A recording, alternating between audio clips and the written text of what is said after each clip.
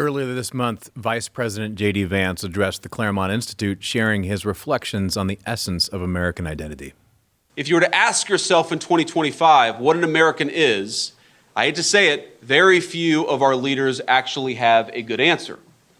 Is it purely agreement with the creedal principles of America? I know the Claremont Institute is dedicated to the founding vision of the United States of America. It's a beautiful and wonderful founding vision, but it's not enough by itself. If you think about it, identifying America just with agreeing with the principles, let's say, of the Declaration of Independence, that's a definition that is way over-inclusive and under-inclusive at the same time. What do I mean by that? Well, first of all, it would include hundreds of millions, maybe billions of foreign citizens who agree with the principles of the Declaration of Independence. Must we admit all of them tomorrow? If you follow that logic of America as a purely creedal nation, America purely as an idea, that is where it would lead you. But at the same time, that answer would also reject a lot of people that the ADL would label as domestic extremists. Even though those very Americans had their ancestors fight in the Revolutionary War and the Civil War. And I happen to think that it's absurd, and the modern left seems dedicated to doing this, to saying you don't belong in America unless you agree with progressive liberalism in 2025. I think the people whose ancestors fought in the Civil War have a hell of a lot more claim over America than the people who say they don't belong. Glenn, there is a lot in this segment we just clipped and showed you, and a lot to unpack, and we're going to unpack that here today. But first, I want to get your take on the problem he's describing in the way that people use the Declaration, and I want you to talk about that because I know you talk to a lot of younger people throughout the country who are smart, who are dedicated, who are patriots, and there's a certain way in which they rebel against the way the Declaration has been used by many on the left and on the right over the last 40, 50 years. Sure. Let me just say, I love Vice President Vance. I'm glad Trump picked him. I thought it was a great speech. I thought he could have been a little clearer and a little bit more careful in his language. For instance, an error, you and I both know this, Matt, we both learned the same things in graduate school. The idea that the universal language of the Declaration means anyone who agrees with those principles automatically becomes an American or automatically is entitled to enter the United States and become a citizen is simply an error.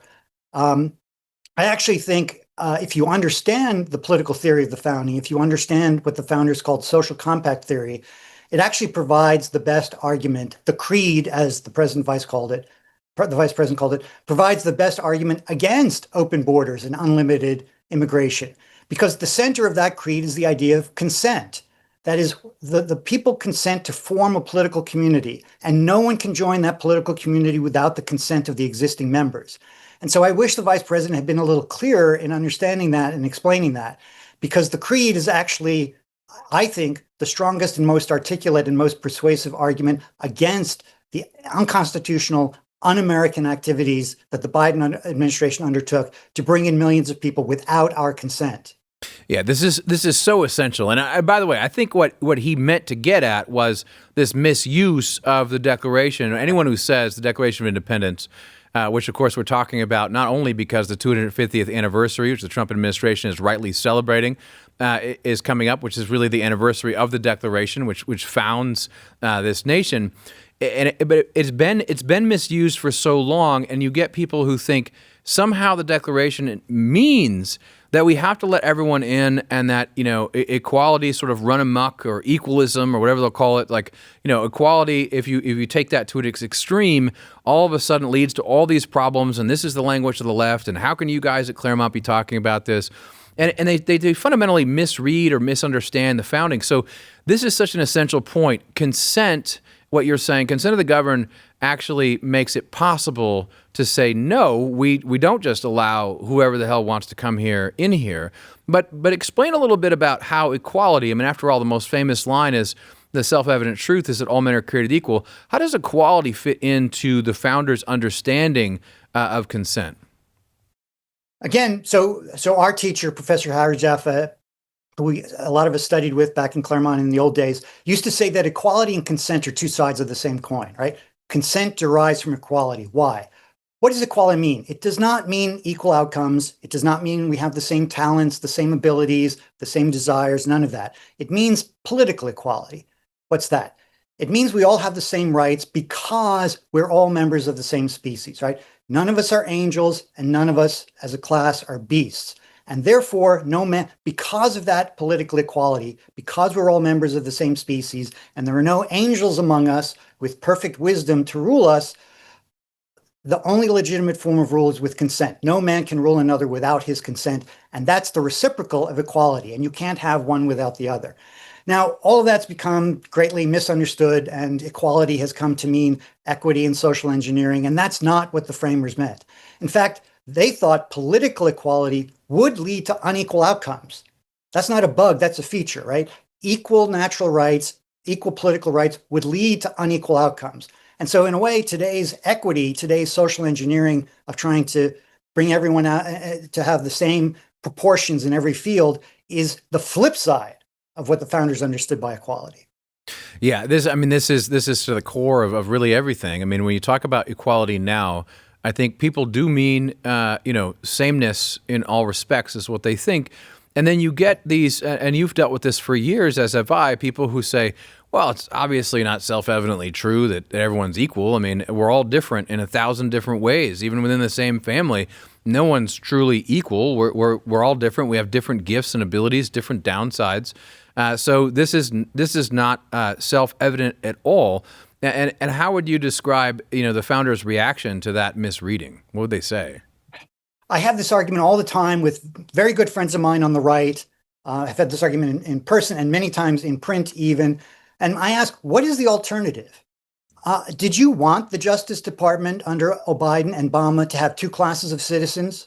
For Hunter Biden and Alec Baldwin to be treated by one set of rules and the deplorables to be treated by another set of rules? Do you want the Justice Department to have two sets of laws, depending on whether you have political connections or not? Or do you think everyone should be treated equally under the law, right? There is no alternative to that I'm aware of, right? The only reasonable basis for legitimate government is for everyone to be treated the same under the law, regardless of your connections, your political affiliations, your wealth, and so forth. And I don't know what the alternative to that is if we're not going to be treated equal. It means going back to some kind of feudal caste system. The whole point of the American Revolution was to get rid of the artificial aristocracy of feudalism and to give everyone the same opportunities, the same political rights. So unless we want to put a new feudalism into place, which is what the left seems to want, right? You have the woke with the special privileges and the deplorables who are treated differently. I don't want to go back to another form of feudalism. And so equality before the law is the only legitimate principle that I can think of that for protecting our rights. Yeah, insofar as we're human, we're equal before the law.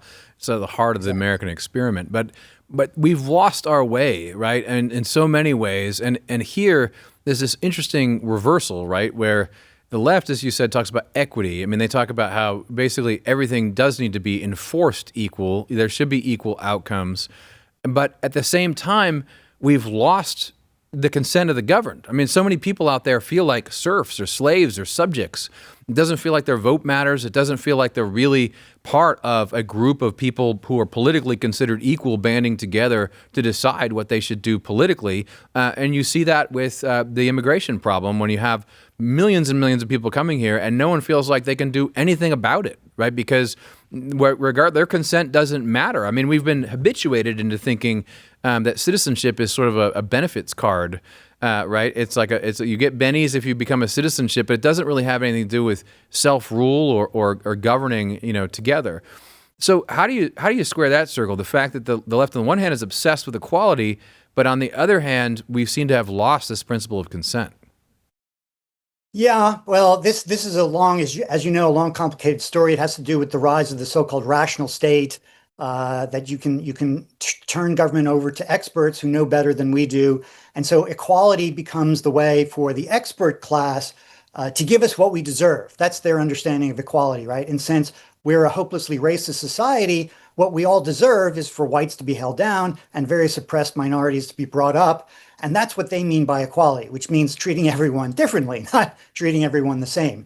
And they justify that on the basis of their superior expert scientific knowledge exercised through the bureaucracy and through the administrative state.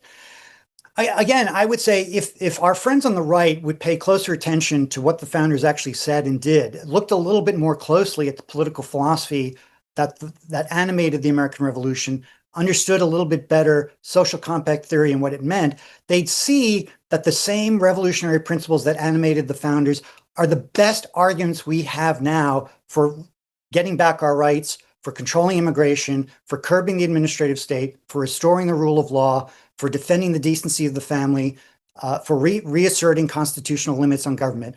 All of the arguments that Washington and Jefferson and Madison made on behalf of social compact theory are still the best and the strongest arguments we have to fight the left today. I mean, this is really ultimately about like these discussions that we've initiated for Fridays on the mandate are really about the future. You know, it's like whenever I talk about the founders, we're talking about the American future. We're talking about where we should go. This is not a history lesson in the sense that we're just doing this for the sake of history. You're talking about ideas that are living and that could transform America. So yeah, let's go right to that. I mean, when you look at the Declaration itself, there's a number of lessons that we should take forward, you know, if we think about the Declaration and the future of America in the 21st century. So it sounds like what you're saying is at the heart of it, we got to get equality right. Doesn't mean, sameness, everything else, but this is somehow at the core of what we need to do if we're going to move forward. Right. And again, because equality and consent go together, the one that I like to emphasize today is consent because it's a little easier to explain because equality has become so misunderstood. And because they go together, it's easier to start with consent and it makes more sense to people, right? I mean, every decent person can see that the government under Biden and Obama was operating without our consent. We're trying to get that back through Trump's efforts, through Doge and so forth. I mean, look at all this crazy spending that Doge uncovered that was done not even without our consent, without even our knowledge, funding all of these left-wing causes through backdoor channels. That's a clear violation of the consent of the government. And if you can go back and recover these ideas, if you understand that social compact theory meant only those people who have consented to join together in a political community, to respect each other's rights, to acknowledge the principles of American citizenship can be members of the community, and no one can join that community without the consent of the existing members, that gives you a very clear, compelling, articulate explanation of why this massive influx of immigrants is immoral and unconstitutional, and it violated the exact principles that the revolution was fought to defend. And that, I think, is a much stronger argument than the so-called blood and soil defense of citizenship, which actually doesn't give you a very good coherent argument because it just says, well, citizens are whoever was thrown together by history and whoever has been here for a long time. Well, that's not a very good argument.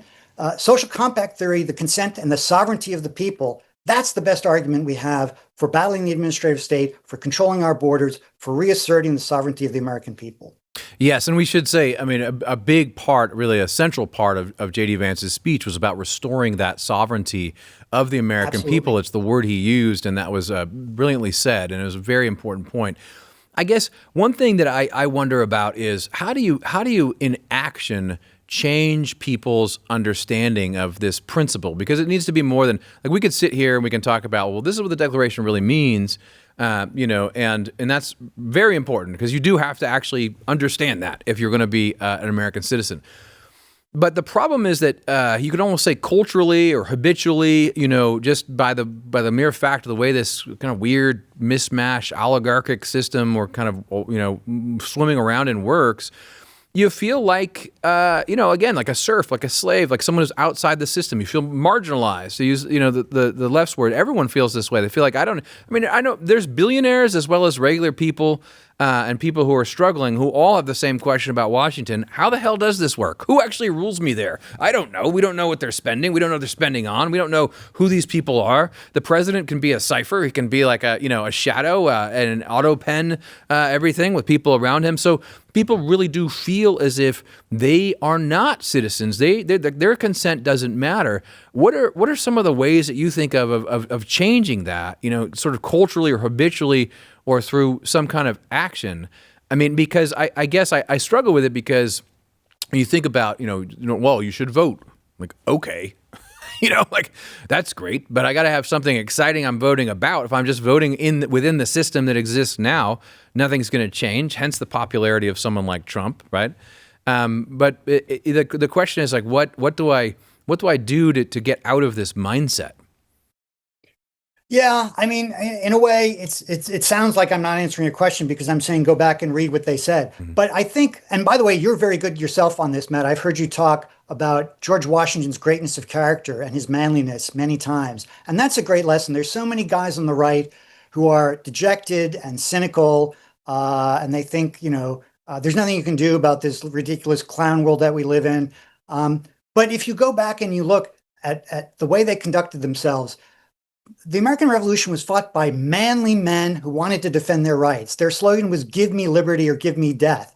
And so I think there's a lot to be said for the right going back and seeing how impressive that was, right? What a spirited, impressive, bold, courageous undertaking they did. This act of statesmanship was not some academic exercise. They put their lives, their fortunes, their honor. I mean, they talked about their honor as something really meaningful to them.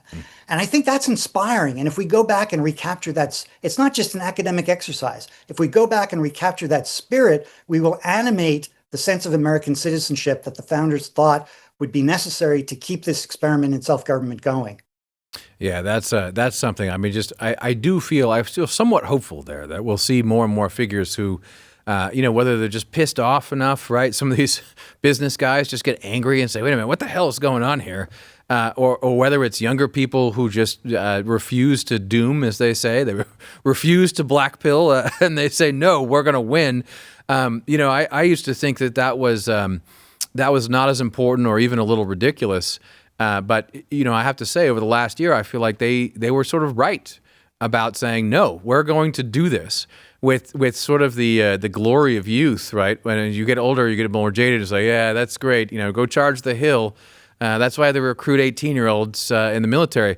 But that spirit was youthful, when it comes to the founding. And I don't know, you interact with a lot of these people more than most who are young leaders on the right. Do you find that there? Do you see hope for the future? It's coming back, right? So certainly it was easy to be depressed and cynical in 2020, right? Whatever you think about the election, it certainly, I mean, regardless of whether the election was stolen, it certainly was not conducted according to the standards that James Madison had in mind, right? With mail-in ballots and ballot harvesting and all this, social media. I mean, the whole thing was not the way an American election should be. And so it was very easy to be depressed and cynical. But Trump came back, right? And even though a lot of us, wish things were going faster, he's only been in office for 6 months. He still has 3.5 years to go. I think he's already done great work. Doge has done great work. And it reminds you that you never know what the future will hold. This is the lesson I end a lot of my courses and my teaching on is you never know when Providence will intervene, right? Things looked very bleak for Churchill in May of 1940, and they were able to turn around the war against the Nazis. Things looked bleak many times during the American Revolution. Things looked bleak for us in 2020, and yet you never know what can happen. Trump won against all the odds. And he's got another 3.5 years to go. And so I think people are more optimistic now. And I encourage that. I think that's the right spirit. You have to keep, another one of our great teachers, Leo Strauss, used to say, even against the worst odds, the best thing to do is to go down guns blazing and flags flying, if nothing else, but to inspire future generations to live honorably. Yes. And there's a lot to be said for that. And I don't think we're going down flags flying and guns blazing yet, but I'm pretty optimistic about how things are going. So it's just a reminder that if you don't despair, if you keep hoping, sometimes you win against all the odds. Yeah, and a small band of warriors who won were those patriots in 1776, banded around, this document declaring independence. And so, talk to us a little bit about the revolutionary spirit of that, because this is another thing that drives me nuts. The right will preach these documents, or you'll hear about it in school. but it's all coded with a kind of like, oh yes, we know this, and we hear these words, and they're boring. And the idea that this was actually revolutionary, that revolutionary spirit that prompted that document. I mean, boy, I think we see it every time, we saw people rebel against the COVID laws. It's still there in the American heart and soul. But how do we bring that back? Because it strikes me as like that's something that's needed. That revolutionary spirit of the Declaration is what's needed in this century to return to some form of constitutional government. Yeah, and I think you're seeing it. I think, I think a lot of predictions that woke is dead are premature, but you're seeing a growing backlash against it, right? And so that's a healthy development too, right? A growing attitude that we're not going to accept this suffocating orthodoxy, this self-censorship, this thought control, and the reaction against that, I think, is a very healthy development. Just on the spirit of the founders and serving as an inspiration, especially for younger people who might sort of think it's a pointless exercise in bygone history. You and I both learned in grad school, Jefferson and Adams and Washington, these were the elites of their time. And they could have very, very easily made an accommodation with the king. They could have asked for land grants and for titles. And Adams could have said, I'll put down this rabble here in Boston Harbor. And Washington could have said the same thing in the South. And it would have been the easiest thing in the world for them to sell out for their own personal advantage, to get lands and titles from the king, and to put down the desire for American liberty just to their own advantage. But they didn't do that. They really did put their lives and their fortunes and their honor on the line to defend the liberties of their fellow citizens. By the way, the one thing I really liked about Vance's speech is the talk about gratitude and how little gratitude there is on the left, and about probably the incoming mayor of New York and how little gratitude he shows for his adopted country. The sense of common civic spirit, this sense of being in this together, that's another healthy development that I see coming back to some degree on the right.